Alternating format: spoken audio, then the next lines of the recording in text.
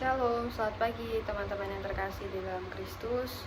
Seperti biasa, sebelum kita mulai aktivitas pada pagi hari ini, marilah kita mendengarkan sedikit renungan yang akan saya sampaikan pada pagi hari ini. Tetapi sebelum kita masuk ke renungan, marilah kita bersatu di dalam doa.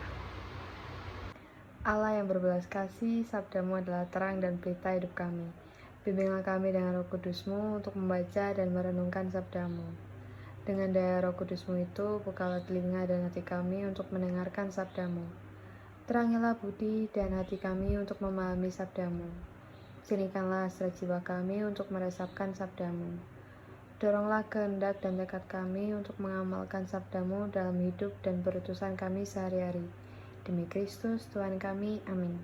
Judul renungan pada pagi hari ini saya beri judul Totalitas dalam Mengikuti Yesus.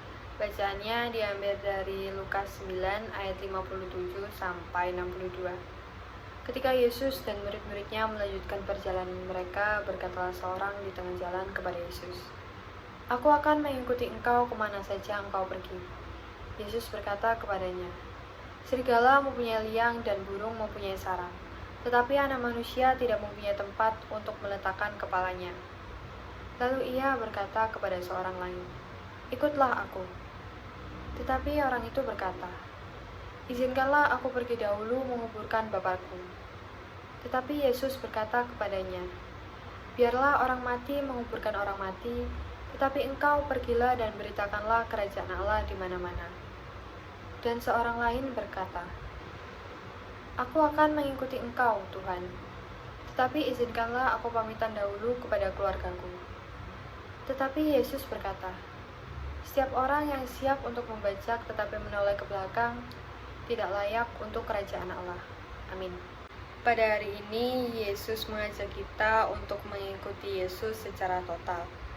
Mengikuti Yesus bukan hanyalah sebuah pengakuan dan panggilan di dalam zona nyaman kita, tetapi berarti bahwa kita pun akan mengalami berbagai hal sulit karena komitmen kita untuk mengikuti Dia.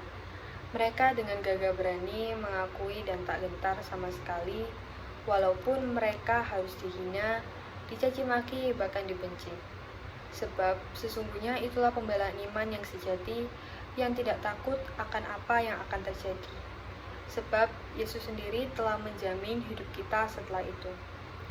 Saya ada sedikit cerita di mana ada seorang anak remaja wanita yang akan masuk ke dalam biarawati. Tetapi anak tersebut malah memilih untuk berhitung mengenai untung dan ruginya waktu dia masuk ke dalam biarawati. Hingga akhirnya anak ini memutuskan untuk tidak masuk sebagai calon biarawati karena menurut dia kurang menguntungkan. Nah, di dalam cerita itu mengajarkan kita bahwa kita harus mengikuti Yesus dengan segala macam bentuk panggilan hidup dan profesi kita, dengan penuh kesungguhan, karena Yesus menghendaki hal tersebut tanpa memperhitungkan untung dan rugi. Karena Allah sendiri tidak memberi perhitungan dalam memberikan rahmat kepada kita. Nah, di dalam bacaan Injil hari ini ada beberapa hal yang perlu kita ketahui, yaitu yang pertama, pengakuan mengikuti Yesus bukan hanya berarti kesediaan mengikutinya. Yang kedua, panggilan mengikuti Yesus berarti kesediaan melepaskan diri dari segala keterkaitan hidup yang lama. Yang ketiga, ada pengakuan mengikuti Yesus berarti kesediaan memberi hidup, waktu, tenaga, dan juga pikiran kepada Tuhan. Melalui perikop pada hari ini, kita belajar bahwa ketika membuat keputusan untuk mengikuti Yesus, kita harus fokus kepada Yesus dan siap menerima segala konsekuensinya. Nah, teman-teman yang terkasih, itu adalah sedikit renungan yang bisa saya sampaikan pada pagi hari ini. Dan sekarang mari kita tutup dengan doa. Allah Bapa yang berbelas kasih, sabdamu adalah kehidupan kekal, daya hidup dan perutusan kami.